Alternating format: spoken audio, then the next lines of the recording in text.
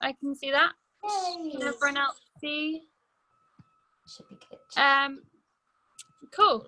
I think we're getting a lot of people turning up, which is great. I'm just kind of monitoring who's coming into the chat room.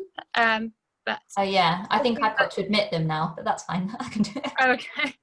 Oh, if you don't mind, thank you. No, it's cool. Yeah, so if anyone has any questions throughout, definitely put them in the chat box and we'll be answering them as we go. I'm Amanda, the events manager for Lynn Design Club and the manager for the LDC Accelerator, which is a platform to help provide brands with information and tools that they need, and to put them in touch with amazing consultants like Elizabeth. So if you don't mind giving us a little intro to yourself, that would be great. Yeah, of course. I've actually got a little slide for my intro. So I'm going to slide down and then come back. I'm Elizabeth Stiles. I'm a fashion brand consultant. I've worked in the fashion industry for about 12 years now. And I've worked for brands like Next, Urban Outfitters, Miss Selfridge, Asda, Warehouse, River Island, New Look, across a lot of them, on their buying departments, but also I've supplied into them as well. So I used to work on the buying team for women's wear at Next, Miss Selfridge, and then the boys wear team at Asda.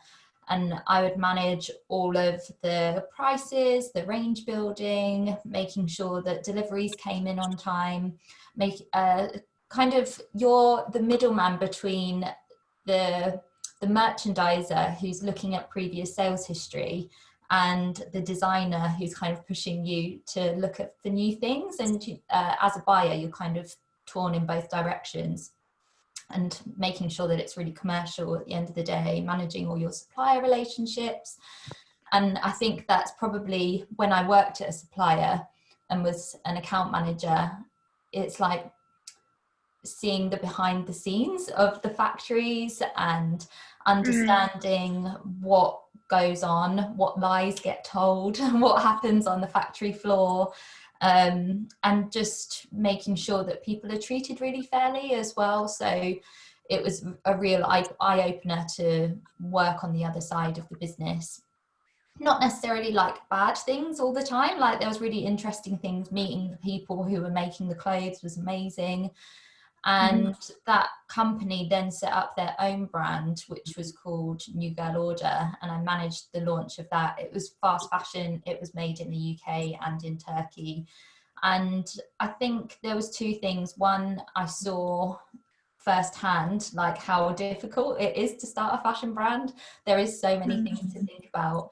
You've got to be everybody, and it is hard when you're on your own and you're trying to sort of push forward that creativity and look at your sales data and be a social media manager and be an accountant all at the same time.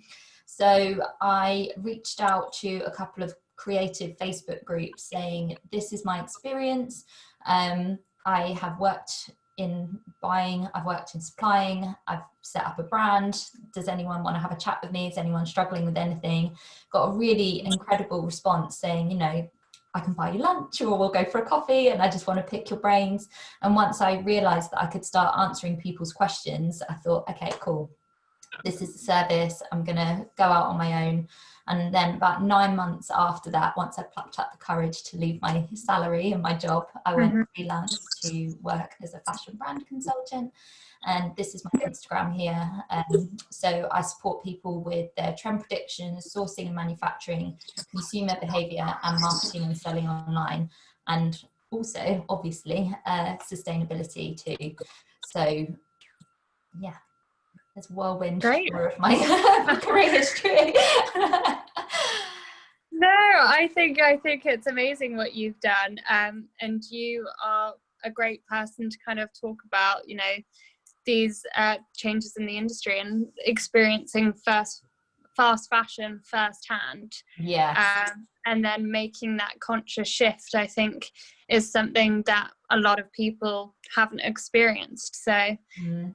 Great to hear it as you tell it. And yeah, I can't wait to hear about why you shouldn't call yourself sustainable. I know. Controversial. I know, it definitely is.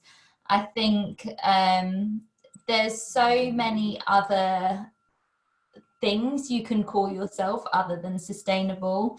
And well, I'll go through the slides. So when I actually researched what the word sustainable is in the dictionary, it's an adjective, and the description came out as you are able to be maintained at a certain rate or level. That doesn't really reference fabric, it doesn't reference farmers, it doesn't reference organic, it doesn't reference any of those things. What that is saying is that it can be maintained at a certain level. And it's so vague that by you calling yourself a sustainable brand with no other context as to what you mean by that is very scary, and you're kind of opening yourself up to fire. And I've worked with so many brands now that say, I'm really scared to use this word. And I've got to the bottom of it is because nobody knows what it means in context to fashion. And it's so subjective as well, even down to the differences between what sustainable and ethical means. And I think when we're talking about sustainable, we're looking at the materials, the way the business is run with regards to product. And then ethical is more about the people that are working for the business. So if you're saying I'm a sustainable fashion brand, but everything is made in polyester, but you're working in London with, like, you know, say, let's use Birdsong as an example. I know they don't always use polyester, but they work with female charities to produce everything in London. Is that sustainable or is it ethical? It's it could be both, but what I want you to get from this session is like crystal clear clarity on what your brand actually stands for. Because this is a Google search for the way sustainable has been searched for over time, and it's pretty much gone from nothing to everything in the space of a decade, and probably even less than that. I've kind of shortened it a tiny bit, but it's grown so quickly that I think there's no barriers or no guidelines or no specific check boxes. You know, like with fair trade, you have to do X, Y, and Z to get that fair trade stamp. There's no sort of sustainable stamp. And that's why I tell you not to use it, because it feels a little bit wobbly. It feels a bit early. People are still definitely searching for it. So I still advise people to include it within their product descriptions, within their SEO, but it's not part of your marketing strategy, which I'll kind of go into as we go down. And somebody said this to me before, which really made me laugh, is sustainability is like basic hygiene in your business from now on. Yes, there are still brands that aren't being sustainable in a number of different ways, but as an independent brand, sustainability should pretty much just come under it. It should be sustainable. So when people say my USP is I'm sustainable, it's that what needs to be more general now. Like that's accepted. So if restaurants started promoting their cleanliness, you'd be a bit like, okay, but what else do you sell? What else do you do? What else is there to your business? And I think we need to get more specific. So we stop using this word as promotion and marketing, because it's not a trend, it's a movement. And so we're taking this idea of sustainability and breaking it down. So I'm going to put like a pause on this and then come back to it, because we're going to kind of go round in a circle and yeah, go on a loop. So I imagine a lot of people who are tuning in are, their ideal audience is amongst the Millennials and the Gen Z, and anxiety amongst them is at an all-time high. And there's a connection between anxiety and the unstable government situation that is happening at the moment. I think this was actually written before lockdown, so I think anxiety levels are kind of even more escalated as to what they were when I wrote this. But a recent UK poll of over 33,000 said that over 2/3 of people don't feel represented by any of the main political parties, which is really interesting. And I know I don't even know how old I am now. I think I'm 33. And I've pretty much voted for every single political party there is out there across like the many years that I've been able to vote, because I don't align with one in particular. Like I've pretty much kind of floated around, and that's what this poll is saying, is that the trust within the government is at an all-time low. And that is kind of being linked to the levels of anxiety, because as our parents, they kind of knew where they sat. But even now, sometimes our parents are a bit like, oh, we don't know who to vote for. And so when these Gen Z audience are coming up and you're like, oh my God, even my parents don't know who to vote for, like what chance have I got? There's that lack of stability, and it's creating this level of anxiety. And then another poll said in many parts of the world, the power of religion is faltering. So the percentage of young Europeans declaring no religious affiliation is on a sharp rise. And so you can see here that the Millennials and the Gen Z, they're not sort of aligning necessarily with any political party, and they're not necessarily aligning with a specific religion either. They might be interested in it, but the numbers of people who have this religious affiliation are pretty low. So what does this all mean? Consumers are looking to you as brands for something to believe in. So in the same way that you believe in a certain political party, or some people do, some people don't, but they have done in the past, and in the same way some people believe in religion, then it's the audience that don't kind of fit into either of those camps still want to align themselves with something and be part of a community. And they're actually looking at brands to do this. So a political party is a community, a religion is a community, and humans have this basic need for affiliation and purpose. And my question to you is, I guess, like, will they find that in you? And I read this really interesting article on the business of fashion that said, oh, sorry, 1 minute. I think somebody is not on mute because I can hear. I'm just going to see. Can't see who it is. No, don't worry.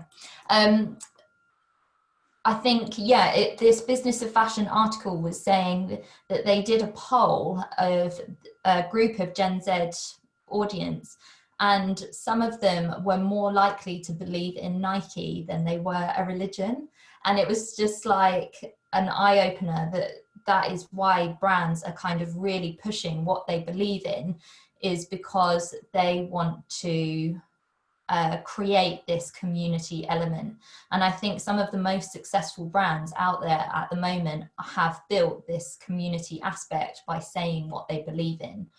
And so kind of having an opinion on something, talking about what you believe in, your ideal audience will then follow. And I don't really like that phrase where people say, I need to go out and find my ideal audience. It's like we want to reverse it and say, what I'm going to do is put out this content that I believe in, and then it will attract the right kind of person.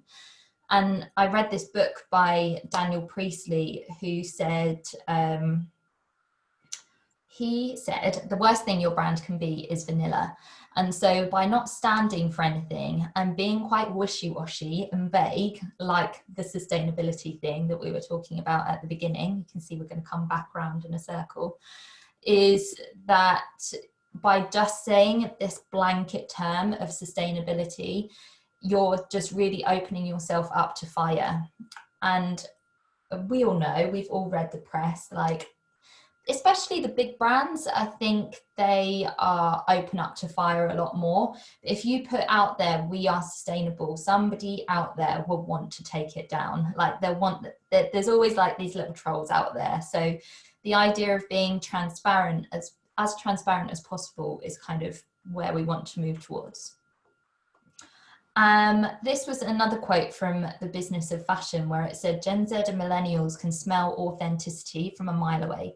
And if you stand for nothing, then they're going to run, and advertising isn't going to get them back. So I don't know, it felt like a bit of a blow to the punch in the stomach when I heard it. I was like, this is really, really important to understand how important authenticity and community is.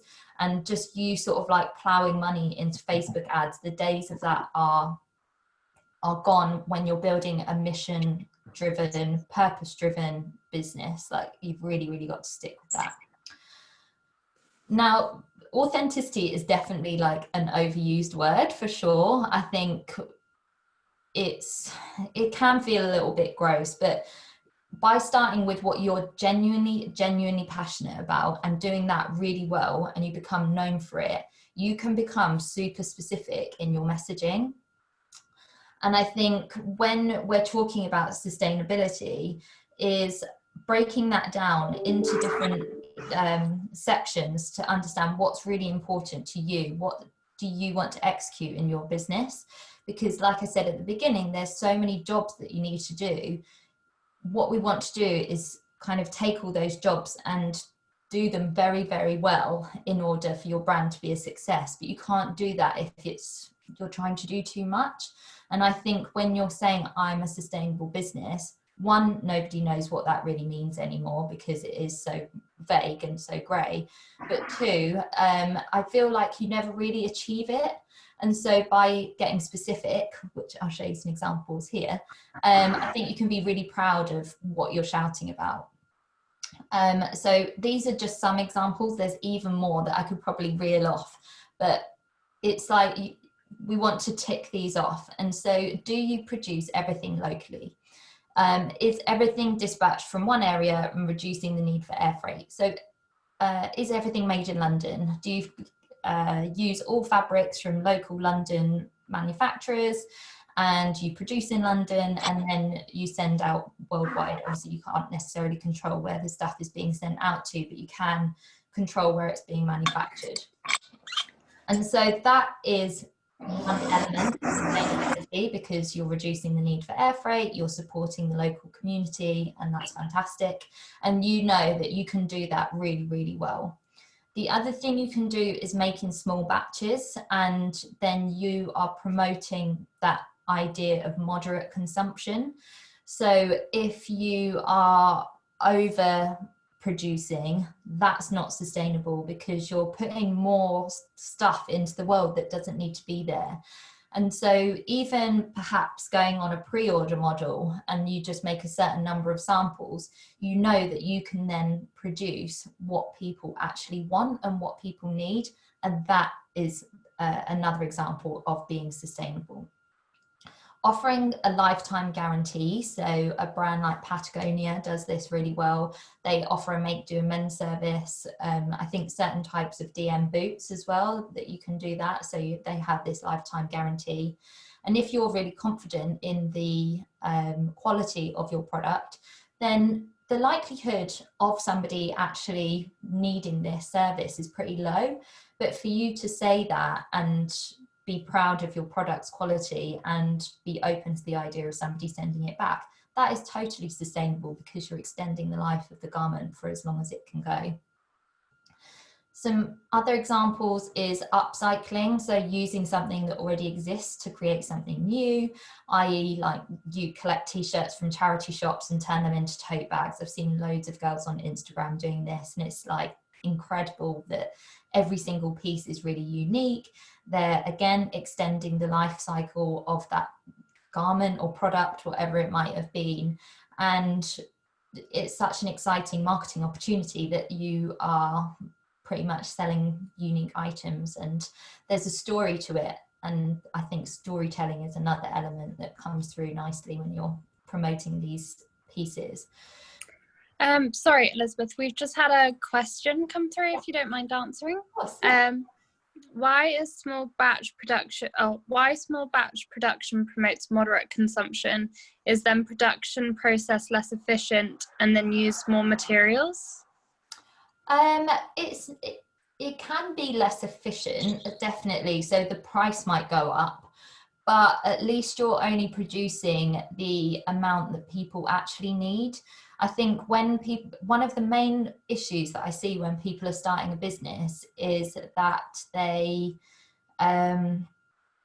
produce too much, and they go by what the factory's minimum order quantities are, and they work with a factory whose minimum order quantities are like 300 units.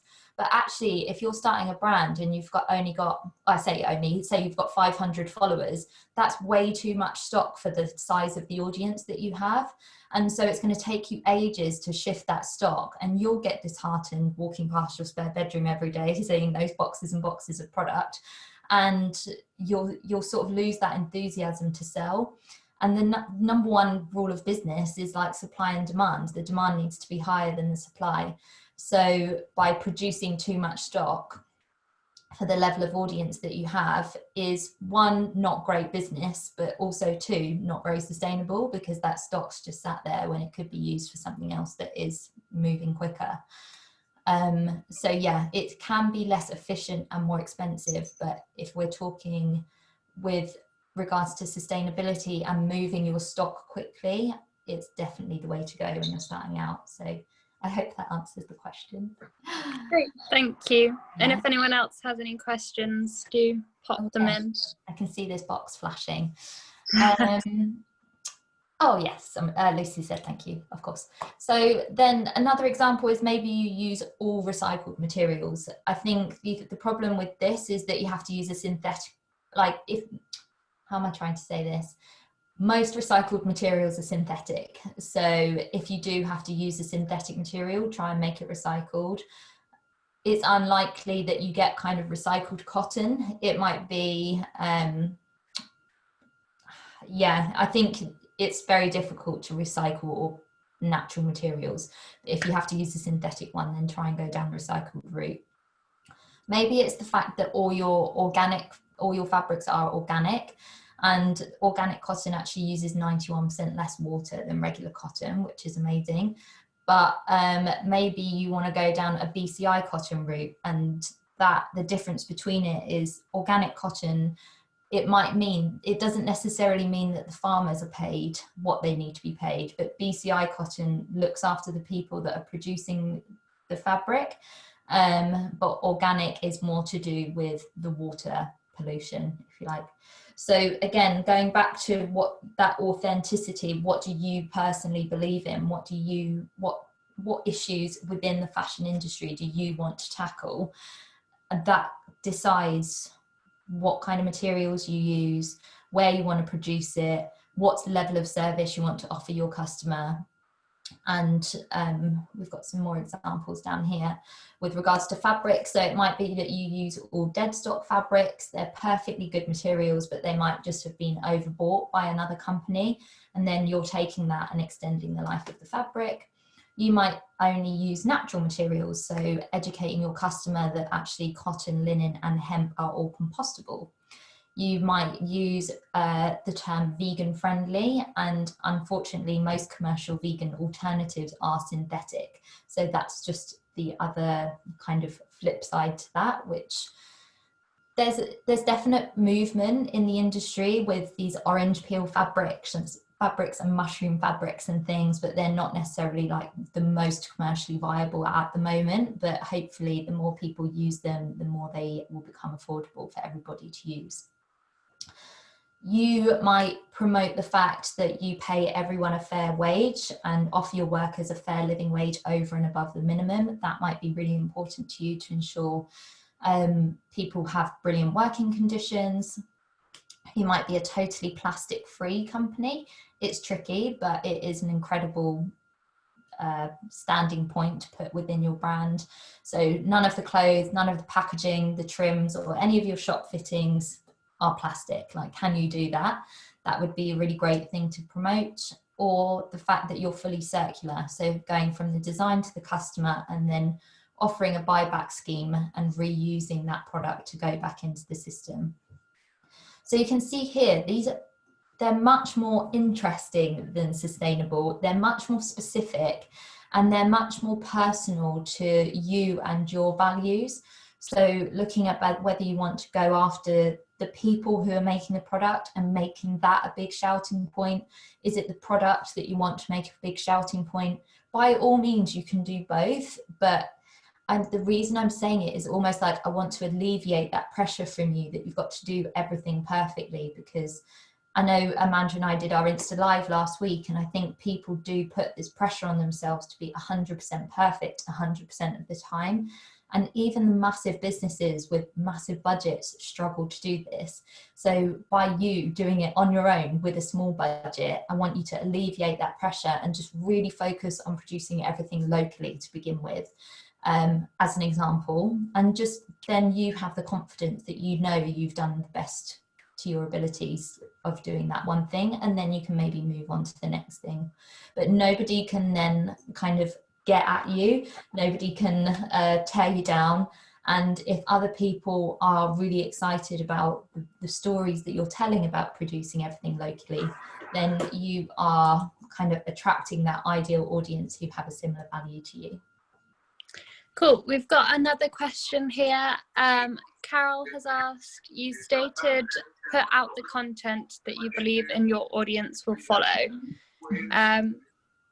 What platforms would you recommend in order for this to happen? Okay.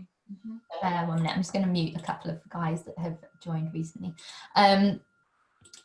What platforms? Instagram is one. I think, I know it sounds really obvious, but it is where everybody is hanging out. But getting really specific with the kind of people that you're following, and then the messages that are kind of being pushed to you. Instagram's very clever. If you want to be the face of your business, I think that really builds up that know, like, and trust element with your customer as well. If you're not so keen on being the face of your business and telling those stories, then it might be that you go out more down like a Pinterest and a blogging route to begin with, to sort of build your audience who are then ready to buy. I'd say, going back to earlier when I said one of the things people struggle with is buying too much stock compared to the size of their audience, trying to build that audience as early as possible so that there's people ready waiting for your launch. And by talking about the things that you're really passionate about, attracts the people who are also passionate about those things. And so that's what I was kind of referring earlier to, like the religion and the political parties. They put out what they believe in and then wait for people to come back and align themselves with those companies and those communities to stand with them. But I think unless you have an opinion on something, it's very difficult to do that. And that's kind of why I put that quote in there from Daniel Priestley, where we said the worst thing your brand can be is vanilla, because then people will land on your website or they'll land on your Instagram and it's just a bit like meh. And I wrote an article recently for Drapers that said, what do all struggling retailers have in common? And it's the fact that they have no story, they have no brand values, and therefore their audience isn't very loyal to them because there's nothing to keep them in that community and keep them coming back. So I'm sure anyone that's been on Debenhams website, if you've even been on their website, you kind of land on it and you're like, yeah, it's nice, but nice doesn't promote any kind of drive. It doesn't drive any action. You want somebody to land on your website and be like, oh my God, this is for me. This is everything that I've wanted. And the way to do that is by being really specific with your messaging for a very specific audience, and having obviously fantastic product. Somebody messaged me the other day saying they're thinking about doing a sustainable sleepwear for plus size women, and she was concerned that it was too niche. But I was like, actually, that's incredible, like to niche it down for plus size women and nightwear, like that market is still pretty like healthy. And so yeah, we want to be very specific with our messaging, putting the content out there on platforms like Instagram, whether it's Pinterest or your blog, building up that audience by talking about what you believe in and attracting that audience who will then be ready for you to buy. I've also put in here a case study of a brand that I work with called Lucy and Yak. And They have, obviously they're a couple of years in now, so they have built up their team, but what they started off with was transparency and honesty. That was like the key messages they really, really wanted to push within their business. Building up that community, and a kind community at that, was another thing that kind of came through with that level of transparency. It was so unusual to see it, that people really respected the brand for it. There is a personal link to Lucy, the owner. She speaks on video directly to her audience and admits when things go wrong, which is amazing and again unheard of. There's a genuine interest in the factory workers, paying everyone above the living wage. They invest their profits in travel to go overseas and build long-standing relationships with their suppliers. Again, obviously I wrote this before lockdown, so at the moment that has been put on hold, but building those supplier relationships and a real focus on the people and the community, all the way from the design being on a piece of paper for it to being in somebody's house, that community element, and every single person that has a touch point with that product from beginning to end is so important to Lucy and Chris, who run the business, and you can really feel that. They also use their customers and their staff as the models. So the girl in this picture is Esther. She works in the shop in Brighton, and they just really promote everybody and anybody to get involved, which is amazing. They also do monthly collaborations with artists to promote their work. So a lot of fashion brands kind of go on Instagram, see these independent artists, and then recreate the artworks in-house and sell them for a much cheaper price. But actually what Lucy and Chris do is they message them on Instagram saying, your work's really cool, like, can we put it on a t-shirt and pay you for it? Unheard of in the fashion industry. It's amazing. So yeah, these guys are definitely ones to check out for a bit of inspiration, I think, about how people are doing things differently. So as a summary, have an opinion on your business or within your business. Become known for doing one thing really well. Saying you're sustainable with no other context is very, very, very, very risky, but using it within your SEO and with regards to a more specific message, using one of the examples we spoke about earlier, is fantastic. So people are still searching that word, but just using it in a very specific context. Making your audience aware that you're on a journey as well. So where with Lucy and Yak, they might say, I think at one point their tagline was always ethical and working towards being as sustainable as possible, or something like that. So just not feeling like you have to be perfect 100% of the time, and being very honest with your audience about that.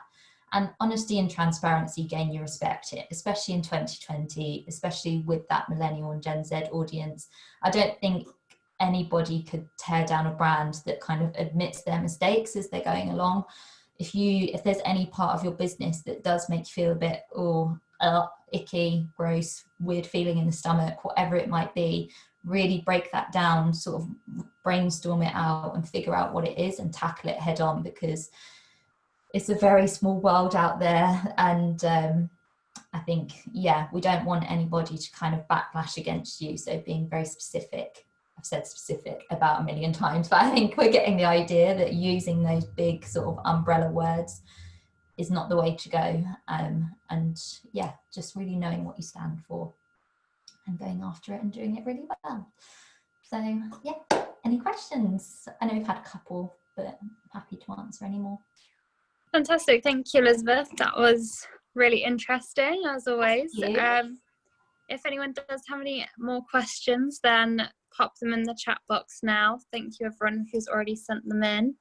And if there is anybody afterwards as well where you're like, oh, I should have asked this, or I've got a question, but I don't want to ask it in front of everybody, like, feel free to message me afterwards as well. It's fine. But there's no such thing as stupid questions ever. More than happy to answer anything. Yeah, definitely. And if anyone wants to watch this video again, because you enjoyed it as much as I did, it will be available to view on our YouTube channel. If you go to YouTube and you type in LDC or Lone Design Club, it will be there. Loads of questions coming in now. Oh, okay, cool. I hate it when there's tumbleweed. It's like, yeah. Sometimes you just need the time to get the brain going. Time to think. Lots of thank yous. Thank you. What are ethical and eco delivery companies? I think DHL offer a green service. I don't think there's anybody who's doing it brilliantly at the moment, to be honest. But I do know that they have some like branch to their business. I'm pretty sure everyone's working on it. I just don't know if anyone's doing it like solely at the moment. Not anyone that I know of anyway, but if anyone does know of somebody, then it would be great to know. Well, I will say that I've seen a lot of people doing, and especially kind of food and drink companies for their deliveries, is doing bike couriers to local orders. So if you're in London, someone orders it in London, you have it at your house, then send someone on a bicycle to deliver it to them, instead of, which is then supporting that person maybe more directly, going through the courier company than going through Royal Mail, where it will take a lot longer and pass through more hands, particularly now with the pandemic.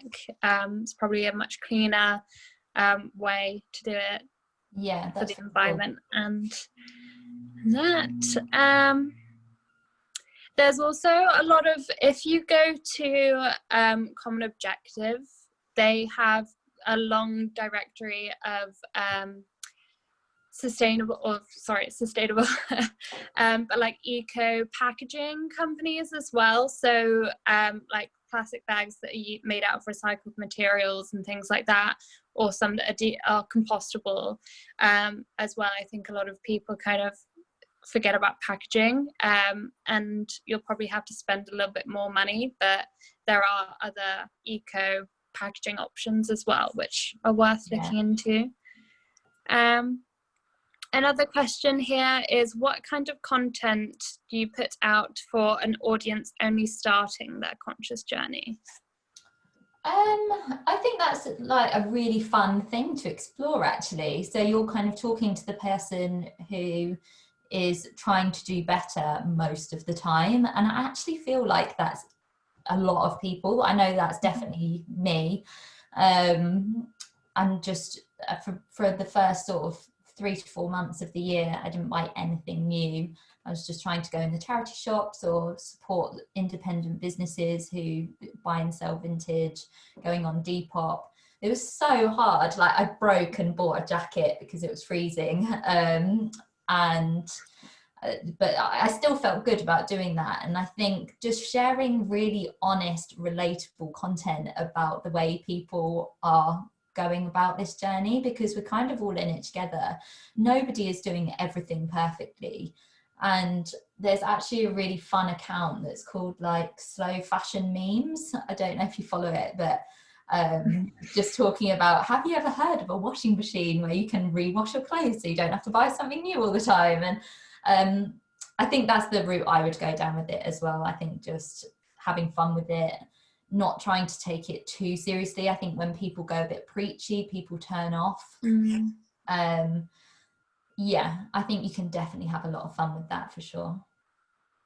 I think that's a really good point, like not being preachy, because you can feel so guilty about decisions you've made in the past, and it's like, well, you shouldn't just go and throw away all of your high street clothes because they were bad for the environment.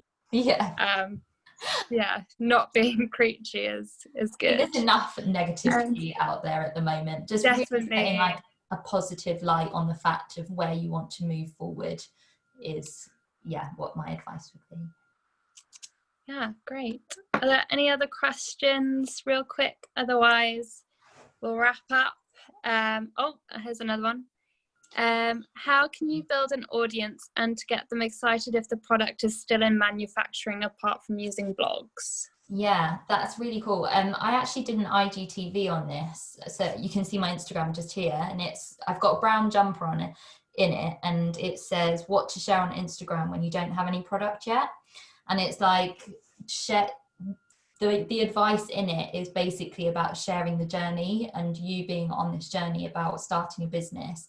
People are so nosy. Like, please don't underestimate how nosy people are, and how much people find that journey of business, starting a business, going through that eco-conscious, making better choices journey.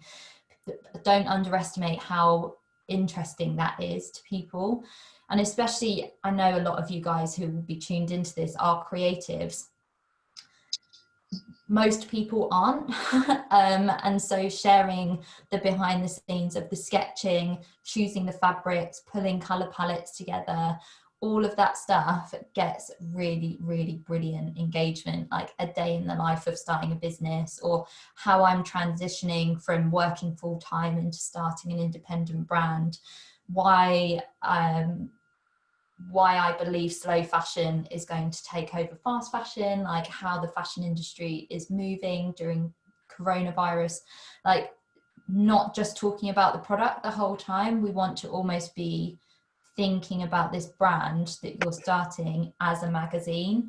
And so what magazine content is out there, even going down to a newsagent, buying a magazine, or going on online magazines like Refinery 29 and looking at their headlines, and it will be like top 3 X to help you with X, or so, you know, like just getting those headline titles and sort of reworking them for your own brand. I'd say that magazine style content is something that's really interesting to share. Yeah, it's one of my favorite things to do. So if you help with it, let me know. Okay, cool. But I think that was great. That was some really useful information there, Elizabeth. So thank you so much, and thank you for your time. As mentioned, if anyone would like any more information, then I've sent everyone an email already, so you guys have my email address, and I'll be more than happy to put you in touch with Elizabeth. And yeah, if anyone has any questions, let us know. Otherwise, tune into our upcoming webinars, and yeah, hopefully see you soon. Yeah, definitely. Thank you so much for having me. I'll see you then. No, thank you. We'll see you soon. Bye. Bye.